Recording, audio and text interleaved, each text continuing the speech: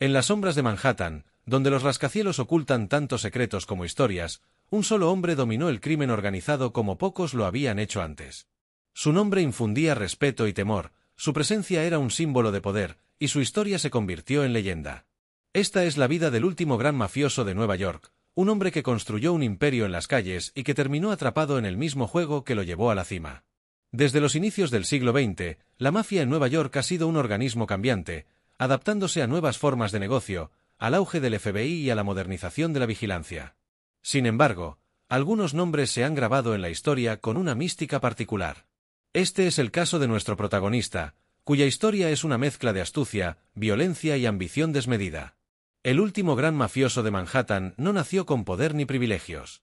Creció en un barrio de inmigrantes italianos, rodeado de dificultades económicas y con pocas oportunidades de salir adelante dentro del sistema legal. Desde muy joven entendió que la calle dictaba sus propias reglas y que la supervivencia dependía de la astucia y la fuerza. Su infancia estuvo marcada por la influencia de los primeros mafiosos de la ciudad. Observaba cómo los hombres que vestían trajes elegantes y conducían autos de lujo eran respetados y temidos. Quiso ser como ellos. Su primer trabajo dentro del crimen organizado fue como mensajero para una banda local. Poco a poco, demostró su inteligencia y lealtad, lo que le permitió ascender en la jerarquía criminal.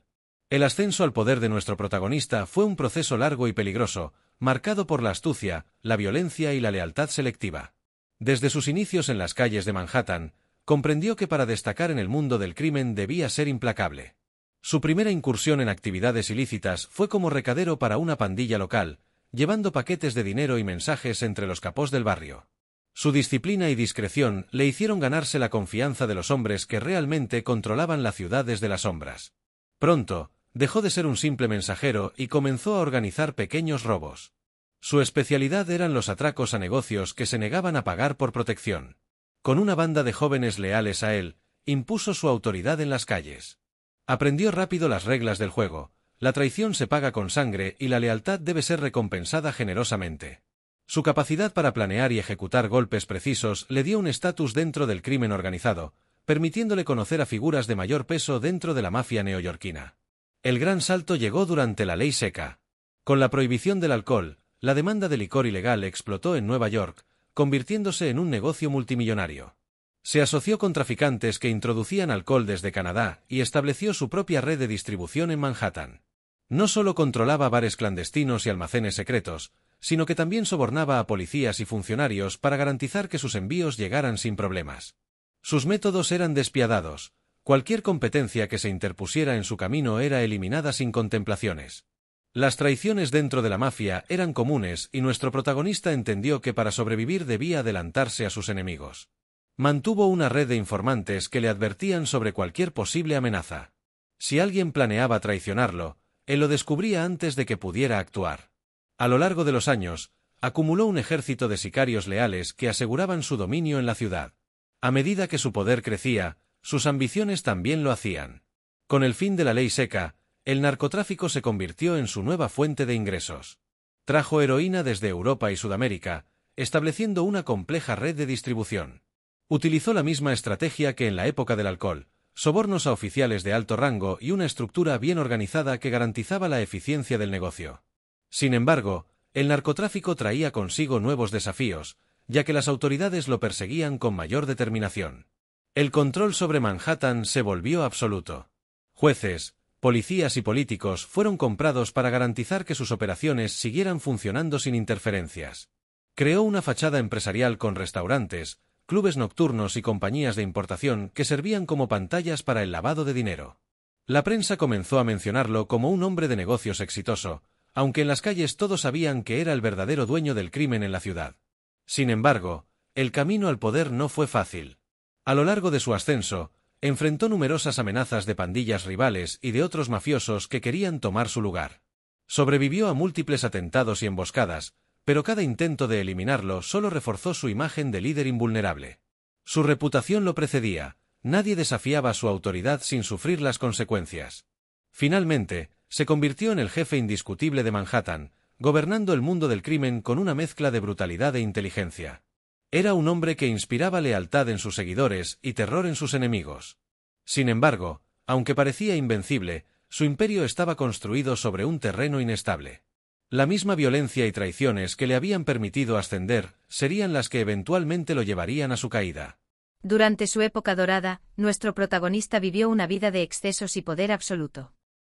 No había rincón de Manhattan que no sintiera su influencia, y su imperio abarcaba desde el narcotráfico hasta los negocios aparentemente legítimos.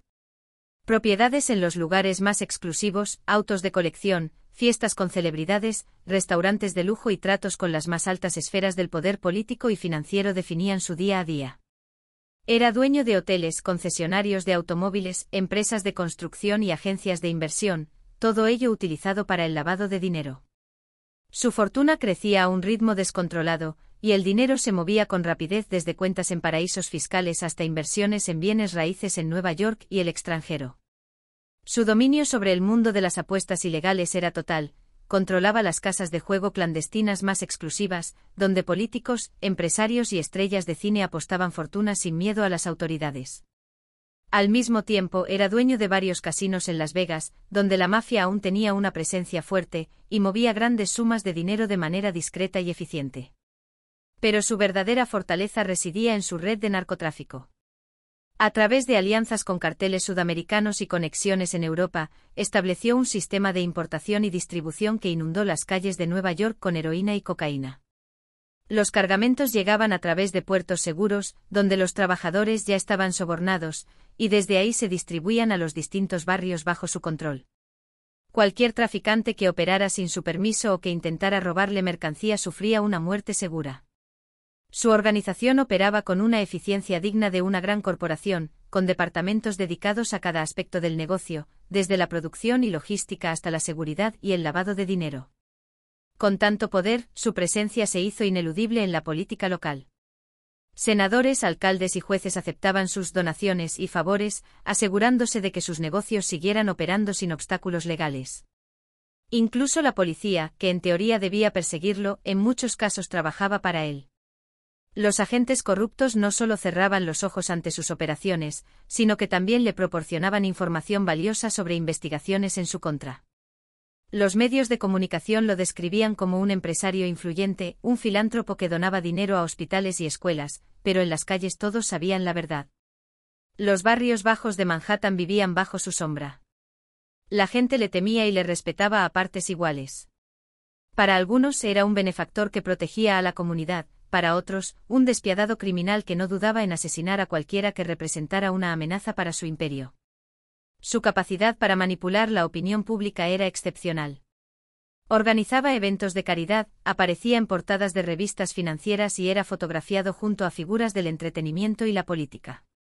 Su imagen pública estaba cuidadosamente construida, y aunque el FBI y la DEA sabían de sus actividades, encontrar pruebas suficientes para derribarlo era una tarea difícil. Se rodeó de abogados expertos que lograban desmantelar cualquier acusación antes de que llegara a juicio. Durante años vivió en la cima del mundo criminal, intocable y omnipotente. Pero como todo imperio basado en el crimen, su reinado no duraría para siempre. Lo que parecía un dominio eterno sobre Manhattan estaba a punto de tambalearse, y su caída sería tan impactante como su ascenso. Sin embargo, todo imperio tiene un final. Con el avance de la tecnología y el endurecimiento de las leyes contra el crimen organizado, su mundo comenzó a desmoronarse. El FBI reunió suficiente evidencia para arrestarlo y llevarlo a juicio. La traición también jugó un papel fundamental en su caída. Algunos de sus aliados más cercanos decidieron testificar en su contra a cambio de inmunidad. Fue condenado a cadena perpetua en una de las prisiones más seguras del país. A pesar de su caída, su nombre sigue resonando en las calles de Manhattan.